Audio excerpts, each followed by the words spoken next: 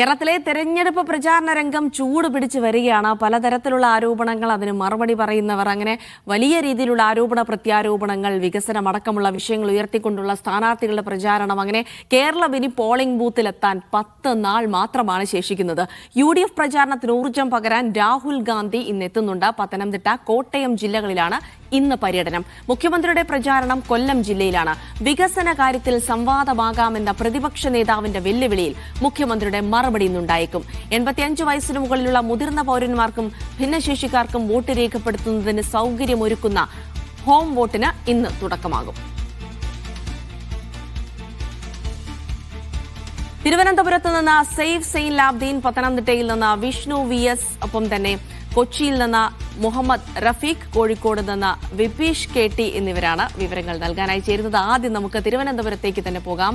സെയ്ഫ് സെയിൻ ലാബ്ദീൻ വിവരങ്ങൾ നൽകും. Saif, good morning. അങ്ങനെ തെരഞ്ഞെടുപ്പ് പ്രചാരണ രംഗം നമ്മളിങ്ങനെ സസൂക്ഷ്മം നിരീക്ഷിക്കുകയാണ്. പലതരത്തിലുള്ള രാഷ്ട്രീയ അജണ്ടകൾ പല നേതാക്കന്മാരായി മുന്നോട്ട് വെക്കുന്നു. അതിന് മറുപടി പറയുന്ന മറ്റ് നേതാക്കൾ. അങ്ങനെ പ്രചാരണ രംഗം ഉച്ചസ്ഥായിലേക്ക് എത്തിയിരിക്കുന്നു, ചൂട് പിടിച്ചിരിക്കുന്നു. ഇപ്പോൾ ഒരു സംവാദം കൂടി നടക്കാനുള്ള ഒരു സാധ്യത കൂടെ മുന്നിൽ കാണുന്നുണ്ട്. ഒന്നല്ല, നേമത്തും ഒരു സംവാദം ഉണ്ടാകുമെന്ന് പ്രതീക്ഷിക്കുന്നു. അപ്പൊ എന്തായാലും കാര്യങ്ങൾ അങ്ങനെ പൂർവാധികം ശക്തിയോടെ മുന്നോട്ട് പോകുമ്പോൾ രാഷ്ട്രീയ പാർട്ടികളെല്ലാം വലിയ ആത്മവിശ്വാസത്തിലാണ്.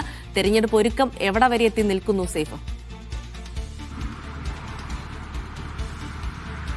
അത് തെരഞ്ഞെടുപ്പ് ഒരുക്കമൊക്കെ കഴിഞ്ഞാൽ അവസാനത്തിലേക്ക് എത്തിച്ചേർന്നല്ലോ ജിൽസി. ഇനിയിപ്പോ വളരെ കുറച്ച് ദിവസം, ഏതാണ്ട് 10 ദിവസം മാത്രമാണ് ബാക്കിയുള്ളത്. ജിൽസി ഇപ്പം ആദ്യം പറയുന്നുണ്ട് തെരഞ്ഞെടുപ്പ് രംഗം ചൂട് പിടിച്ചത്. ചൂട് പിടിച്ചൊക്കെ കഴിഞ്ഞാൽ അത് കത്തി പടർന്നിട്ട് ഇങ്ങനെ നിൽക്കണം. ഇനി നമുക്ക് അണയ്ക്കുക മാത്രമേ ഉള്ളൂ നിവൃത്തി. അത് കുറച്ച് ദിവസം കൂടെ കഴിയും. അതുകൊണ്ട് ഒരു 9-ാം തീയതി വരെ അതിങ്ങനെ കത്തി നിൽക്കും. 9-ാം തീയതി വൈകുന്നേരത്തോടു കൂടി അത് അണയത്തുള്ളൂ. അതുകൊണ്ട് തെരഞ്ഞെടുപ്പ് രംഗത്തെ ആ കത്തൽ അത് രാഷ്ട്രീയ നേതാക്കന്മാർക്കിടയിലുണ്ട്, സ്ഥാനാർത്ഥികൾക്കിടയിലുണ്ട്. ആര് ജയിക്കുമെന്ന് പ്രവചിക്കാൻ കഴിയാത്ത തരത്തിൽ സ്വഭാവമുള്ള മണ്ഡലങ്ങൾ ഉണ്ട്.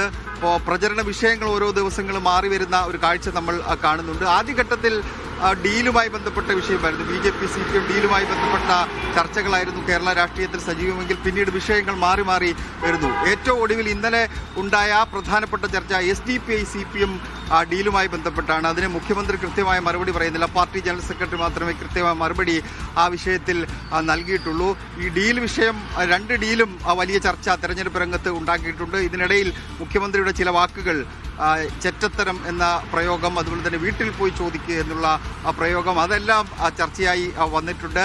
ഇപ്പോൾ കേന്ദ്ര സർക്കാരിൻ്റെ ഒരു നിയമ ഭേദഗതി, FCRA നിയമത്തിൽ കൊണ്ടുവന്നിരിക്കുന്ന ഭേദഗതി, അത് വരും ദിവസങ്ങളിൽ ഈ ന്യൂനപക്ഷ മേഖലയിൽ, ക്രൈസ്തവ ന്യൂനപക്ഷ മേഖലകളിൽ വലിയ ചർച്ചകൾക്കിട നൽകാൻ സാധ്യതയുള്ള ഒരു നിയമ ഭേദഗതിയാണ്. കാരണം വിദേശത്ത് നിന്ന് വരുന്ന ഫണ്ടുകൾ, അത് സർക്കാരിതര സംഘടനകൾക്കുള്ള ഫണ്ടുകൾ നിയന്ത്രിക്കുന്നതാണ്. NGOകൾ, അതുപോലെ തന്നെ മറ്റ് സന്നദ്ധ സംഘടനകൾ, അവരുടെയൊക്കെ ഫണ്ട് നിയന്ത്രിക്കുന്നതായി വരുമ്പോൾ സ്വാഭാവികമായിട്ടും ക്രൈസ്തവ സഭകൾ, അവരുമായി ബന്ധപ്പെട്ട സ്ഥാപനങ്ങൾ, അതിനെല്ലാം വല്ലാതെ തിരിച്ചടിക്കുക. അത് വരും ദിവസങ്ങൾ വലിയ അജണ്ടയായി മാറാനുള്ള സാധ്യതകൾ നിലനിൽക്കുന്നുണ്ട്. പിന്നീട് വയനാട് പുനരധിവാസവുമായി ബന്ധപ്പെട്ട വിഷയം ഉയർന്നു വന്നു. 2006-ൽ VD സതീശനും RSSും തമ്മിൽ എന്തായിരുന്നു ഡീൽ എന്ന മുഖ്യമന്ത്രിയുടെ ചോദ്യം ഉയർന്നു വന്നു. അങ്ങനെ നമ്മൾ ആദ്യമൊക്കെ പറഞ്ഞിരുന്നു വിഷയം അങ്ങോട്ട് മാറുന്നില്ല. ഇപ്പോൾ വിഷയം കൊണ്ട് നിൽക്കാൻ വയ്യാത്ത അവസ്ഥയിലേക്ക് കാര്യങ്ങൾ എത്തിച്ചേരുകയാണ്. വരും ദിവസങ്ങളിൽ കൂടുതൽ സംഭവങ്ങൾ, ചർച്ചകൾ എല്ലാം ഉണ്ടാകും. അവസാനത്തെ 10 ദിവസം, ഇത് ഏത് തെരഞ്ഞെടുപ്പ് നോക്കിയാലും ജിൽസി നമ്മൾ പ്രധാനമായും നോക്കിക്കാണേണ്ടത്, ആദ്യം കുറേ ഓളമൊക്കെ കാണും. പക്ഷേ അവസാനത്തെ 10 ദിവസം കൊണ്ടാണ് കളം മൊത്തത്തിൽ മാറുന്നത്. ആർക്ക് വോട്ട് ചെയ്യണം എന്ന് ജനങ്ങൾ തീരുമാനിക്കുന്ന സമയം, രാഷ്ട്രീയ അജണ്ടകൾ പൂർണ്ണമായി നിശ്ചയിക്കപ്പെടുന്ന സമയം.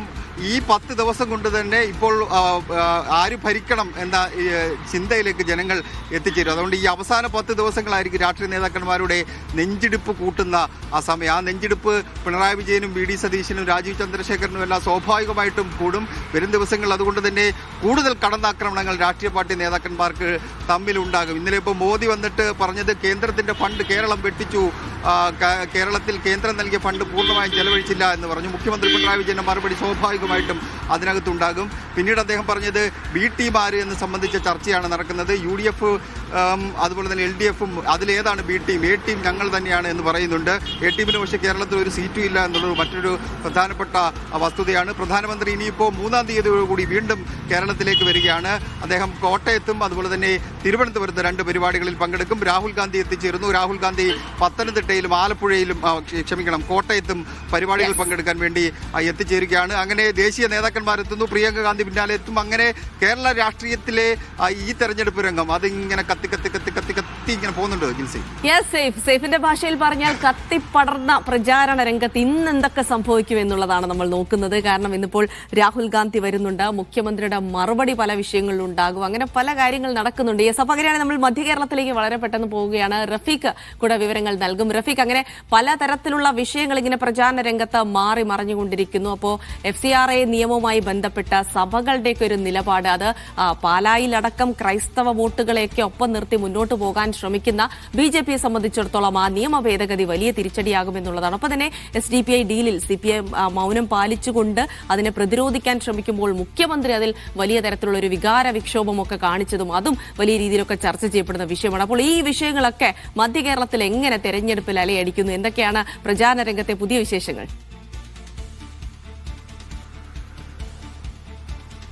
ജിൽസി, മധ്യ കേരളത്തിൽ FCRA നിയമ ഭേദഗതി വലിയ രീതിയിൽ തന്നെ ചർച്ചയായിക്കൊണ്ടിരിക്കുകയാണ്. മുഖ്യമന്ത്രിക്കൊപ്പം തന്നെ പ്രതിപക്ഷ നേതാവ് VD സതീശനും ഈ ഭേദഗതിക്കെതിരെ രംഗത്തെത്തിയിരുന്നു.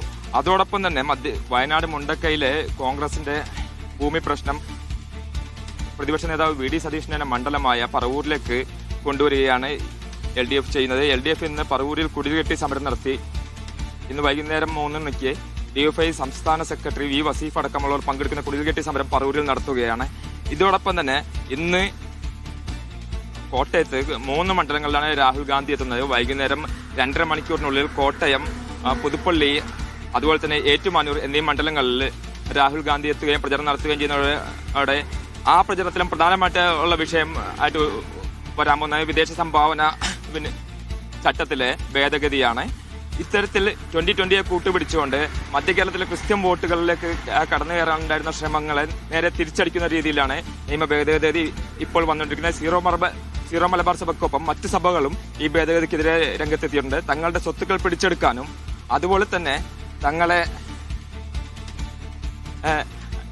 മുമ്പുണ്ടായിരുന്ന മതപരിവർത്തന നിരോധന നിയമത്തിൽ ന്യൂനപക്ഷങ്ങളെയാണ് ഏറ്റവും കൂടുതൽ ബാധിച്ചത്. അതുപോലെ തന്നെ വിദേശ ഭേദഗതി നിയമവും തങ്ങൾ തന്നെയാണ് ബാധിക്കുക എന്നുള്ള നിലപാടാണ് സഭകൾക്കുള്ളത്. ഇന്നലെ നടന്ന ഓശാന ഞായർ ആചരണത്തിലും ഈ സംഭവം തന്നെയാണ് കൂടുതലായി ഉയർന്നു വന്നത്. ജിൽസി, റഫീഖ്, അങ്ങനെയാണെങ്കിൽ FCRA നിയമ ഭേദഗതിയുമായി ഉൾപ്പെട്ട വിഷയവുമായി ബന്ധപ്പെട്ട സഭകളുടെ നിലപാട് അത് വളരെയധികം ചർച്ച ചെയ്യപ്പെടുകയാണ്. അത് BJPക്ക് കേരളത്തിലൊരു തെരഞ്ഞെടുപ്പ് രംഗത്ത് ഒരു വലിയ തിരിച്ചടി ഉണ്ടാക്കുമെന്നാണ് മനസ്സിലാക്കുന്നത്. അതുമായി ബന്ധപ്പെട്ട് സഭകളൊക്കെ വലിയ പ്രതിഷേധം ഉയർത്തുന്ന ഒരു സാഹചര്യം കൂടിയാണ്. അങ്ങനെ പ്രചാരണ രംഗത്ത് വിഷയങ്ങൾ ഇങ്ങനെ മാറി മറിഞ്ഞുകൊണ്ടിരിക്കുകയാണ്. അതിനിടെ